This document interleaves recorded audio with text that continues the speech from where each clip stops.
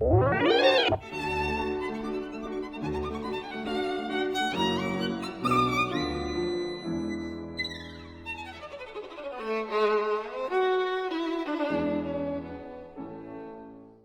się w ogóle nie oszczędzał, ale gdyby po tym ataku serca w 1976 roku poddał się jakiejś rekonwalescencji, prowadził zdecydowanie bardziej oszczędny tryb życia, czy to by mogło pomóc? Żyłby dłużej? Trudno powiedzieć, raczej nie, ponieważ zakładając, że to, co określamy jako atak serca, prawda, no to można jedynie interpretować jako zawał serca. Tak? Tak. I ten zawał mięśnia sercowego, tak jak powiedziałem, no zawał może być różnego kalibru, prawda? No i teraz tak, po zawale mięśnia sercowego znowu stan serca jest zależny od tego, jaki zawał był duży. Tak? Tak. Jak powiedziałem, jeśli zawał był bardzo duży, jedna z głównych tętnic uległa zamknięciu, to śmierć, prawda? No ale jest zawał obejmujący tam tylko ćwierć mięśnia sercowego, ćwierć serca, prawda, to 20-30%. No to jest pewna ewolucja zawału mięśnia sercowego. Kiedyś bardzo długo tacy pacjenci po zawale serca, mówię o czasach już w którym diagnozuje się, tak? Czyli to jest po II wojnie światowej, właściwie kiedy już EKG, bo EKG było pierwszym badaniem, które pozwalało jednoznacznie zdiagnozować zawał serca. Do momentu, kiedy nie było EKG, można było mówić atak serca i koniec. Wiedzieliśmy o zawale serca dopiero z informacji sekcyjnych, prawda? Z sekcji zwłok, że była martwica jakiegoś obszaru mięśnia sercowego, ale za życia rozpoznania zawału serca nie można było postawić do momentu, kiedy nie było EKG. No i teraz powiedzmy, że ten Wieniawski ma zawał serca. Nie bardzo duży, bo by umarł, średni, prawda? No i teraz kiedyś uważano, że ktoś taki powinien 2-3 tygodnie leżeć, serce powinno się wygoić i to jeszcze była wiedza z lat moich studiów, czyli lat 70. i pracy początkowej, 60., 70. To się też potwierdza u Wieniawskiego, bo są informacje, natomiast że on w tej chwili natomiast medycyna zrobiła pod tym względem olbrzymią zmianę, znaczy zmiana podejścia i postęp i zmiana podejścia. Mianowicie w tej chwili całkowicie leżenie po zawale serca i, że tak powiem, czekanie, aż to serce się zgoi, obecnie uważa się dalsze doświadczenia za błąd. I w tej chwili właściwie mamy jeszcze inne możliwości, no to już dużo by mówić, leczenia zawału serca aktywnego, ale tak czy tak już się nie leży po zawale serca przez 3 tygodnie, tylko postępowanie jest aktywne i już człowiek tam po jakimś tygodniu to musi być uruchamiana, pełna rehabilitacja i tak dalej. Także czy gdyby on na przykład się oszczędzał i 3 tygodnie leżał, nic nie robił, czy potem jego serce byłoby w lepszym stanie, ja bym się o takie stwierdzenie nie pokusił. Postęp od tego czasu, kiedy Wieniawski, jak mówimy, miał atak serca do momentu współczesnej medycyny, to jest po prostu to trudno porównywać. Wtedy nie było żadnej możliwości, nie było możliwości diagnozy, prawda? Tak. A rehabilitacja? Intuicyjnie co na przykład Wieniawski robić? Intuicyjnie to właśnie nie powinien leżeć. Czyli w sumie dobrze, że ruszał nie powinien unikać wielkich wysiłków fizycznych, żadnych koncertów, ale też nie leżeć bykiem, nie? No, intuicyjnie to już w tej chwili, gdyby tak postępować, no to się powinno w tej chwili już tam w trzeciej dobie stawia pacjenta, pacjent już chodzi, już jest rehabilitowany, rower treningowy, ćwiczenia, to wszystko pod kontrolą, tętna, ciśnienia i tak dalej. Jakoś Wieniawskiego nie widzę, I to jest, to jest w każdym razie współczesna medycyna, tak, która zyskała jeszcze oczywiście znacznie więcej, bo przecież jesteśmy szczęśliwymi posiadaczami metody inwazyjnego leczenia. To jest ostatnie 30 lat, to jest cud medycyny. W tej chwili ktoś ma zawał serca, no wprowadza się cewnik do serca, usuwa skrzeplinę, jeszcze na dodatek w to miejsce stawia stenty i nawet nie ma w EKG śladów po zawale. To jest współczesna medycyna. Dziś Wieniawski miałby szansę, wtedy nie. Tak. No wtedy też miał pewnie dużo różnych szans, tylko z analizy jego życia wynika, że on miał liczne problemy, nie był chyba otoczony jakąś, bym powiedział nawet nie maksymalną, ale optymalną opieką lekarską.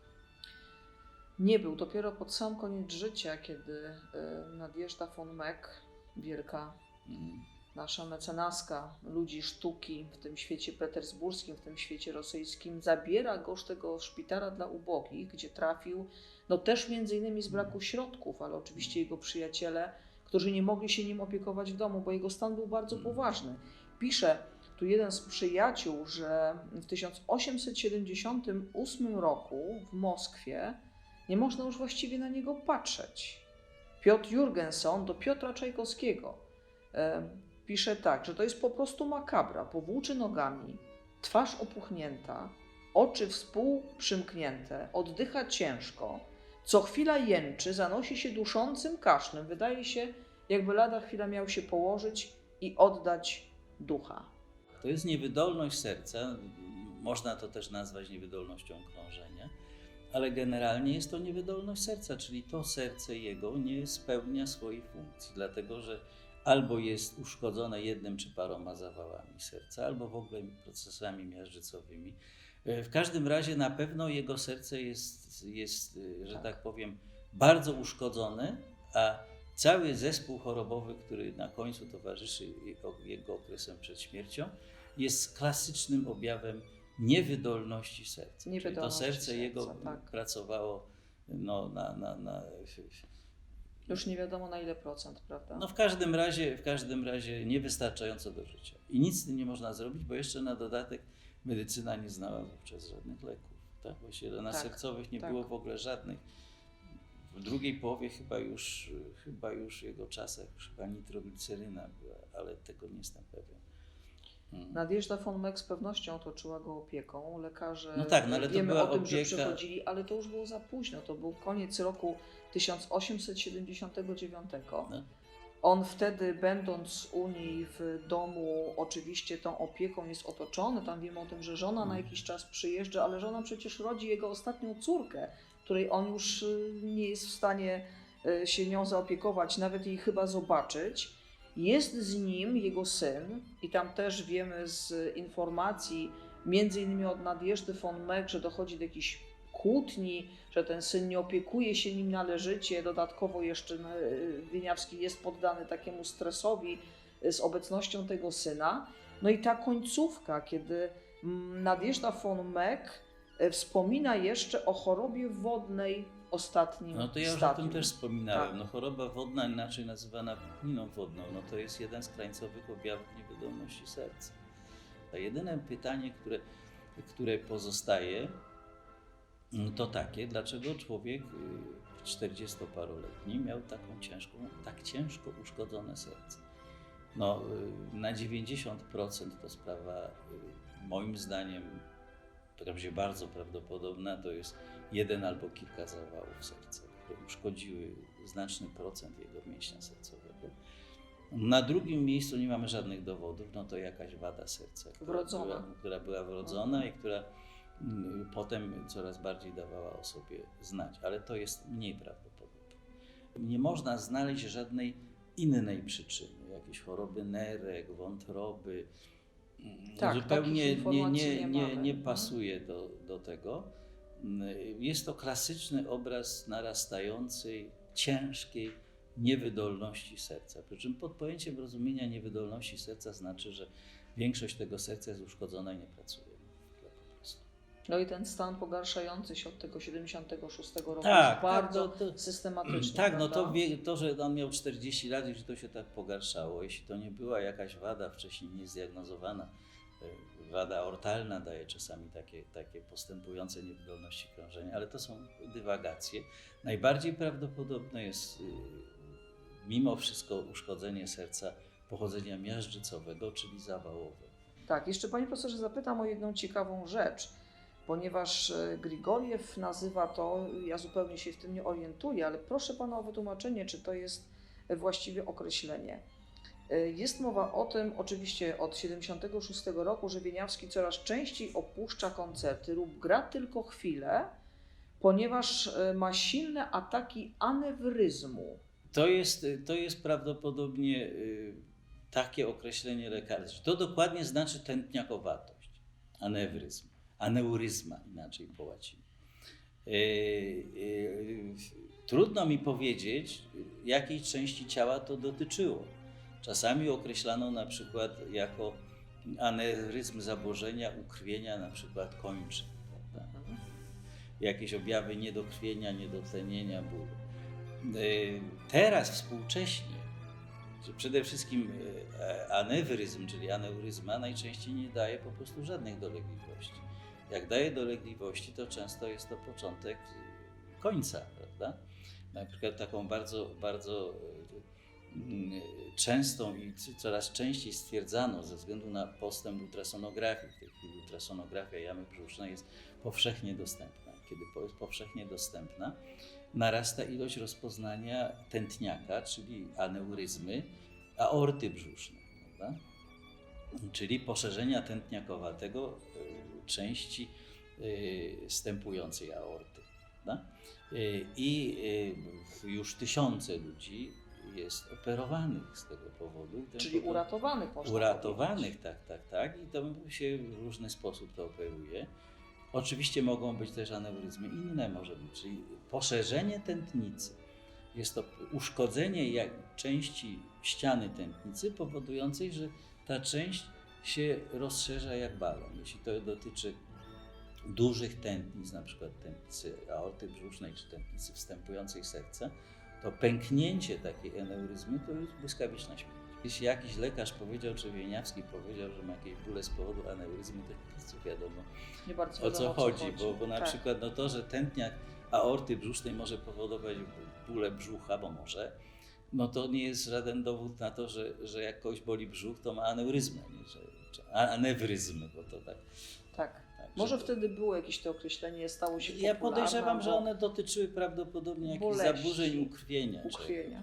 Tak, zaburzeń ukrwienia, czy ukrwienia nogi, czy ten. No skarży się też Wieniawski na bóle lewego ramienia. No tak, no ale to już tam trudno znaleźć jakąkolwiek aneuryzmę. I jaki nam się obraz Wieniawskiego wyłania, podsumowując tę naszą rozmowę? Jeśli o mnie chodzi, to się objawia w gruncie rzeczy jako geniusza, którego doświadczyło bardzo, bardzo ciężkie życie. Dlatego, że dla mnie osobiście świadomość tego, że niewątpliwie nie był to człowiek dobrego zdrowia, niezależnie od tego, z jakiego powodu umarł. Na pewno po 30 roku życia już jego stan zdrowia był bardzo kiepski. I jeśli na to się nałoży jego sytuację zawodową, finansową, prawda, to znaczy konieczność koncertowania kilkaset koncertów rocznie, żeby się utrzymać. Na dodatek, jeśli się jeszcze nałoży to, co wiemy na temat jego rodziny, prawda, no to w sumie w gruncie rzeczy można powiedzieć, że geniusz w bardzo nieszczęśliwym życiu. Tak jest moja refleksja dotycząca. To bardzo smutna refleksja. No tak. No ale to tak jest z geniuszami, że jak się prześledzi ludzi, którzy osiągali najwyższe szczyty w dziedzinie artyzmu, to z zewnątrz wygląda tak wszystko bardzo pięknie, ale jak poskrobać, to okaże się, że mieli często bardzo tragiczne losy, czy nawet tragiczne epizody w życiu. Przypadki muzycznych geniuszy szczęśliwych myślę, że jednak istnieją. Dla mnie takim znakomitym przykładem jest Giuseppe Verdi, który dokładnie wiedział, jak pracować, dawkował to wszystko, oszczędzał, miał piękną posiadłość i dożył bardzo sędziwego wieku z żoną u boku. Także zdarzały się też takie przykłady. Wieniawski bardzo kochał swoją żonę, tak przynajmniej wiemy z tego, co pozostało z tych relacji.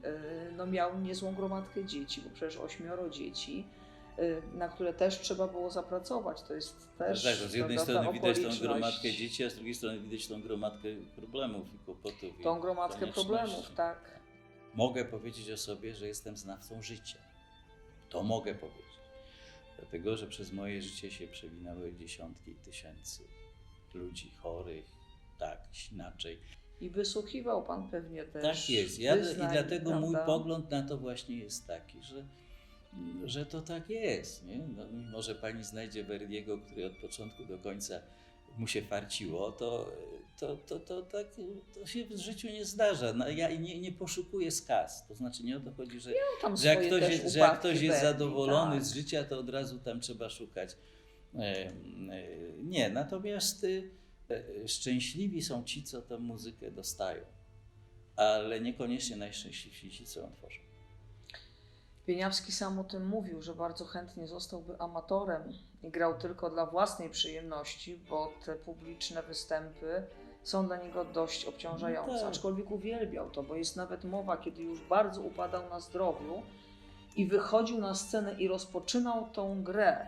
To siły w niego wstępowały jakieś nieprawdopodobne. Tylko jeszcze do tego by się przydało, biorąc pod uwagę współczesne czasy, prawda, gdzie przynajmniej taki Penderecki to się nie martwi o finanse, prawda? Także to chodzi o to, że Tak. u Wieniawskiego wyraźnie widać, że on w jakiś sposób tak bardzo zależny, że może gdyby mógł mieć 2 koncerty w miesiącu, z których miałby dochód pozwalający na spokojne utrzymanie tej gromadki dzieci itd., no to może byłoby lepiej. Może więcej by jeszcze skomponował. Także muszę powiedzieć, że to życie jego w tych czasach, w tych okolicznościach było w stosunku do niego bardzo brutalne. Zobaczyliśmy dzisiaj, panie profesorze, w Wieniawskim człowieka i ten obraz człowieka, jak widać, okazał się dosyć smutny. Ale na szczęście pozostała jego muzyka i cieszę się, że mogliśmy dzisiaj wszystkim naszym słuchaczom, widzom pokazać, że Wieniawski był zwykłym człowiekiem, człowiekiem, który miał swoje choroby, dolegliwości, swoje smutki i to dostrzeżenie tego aspektu człowieczego myślę, że pomoże nam tylko jeszcze bardziej zrozumieć jego muzykę. Bardzo, panie profesorze. Dziękuję bardzo, czuję się bardzo zaszczycony, jeśli cokolwiek mogłem z mojego medycznego świata tutaj wynieść. Dziękuję bardzo. Dziękuję.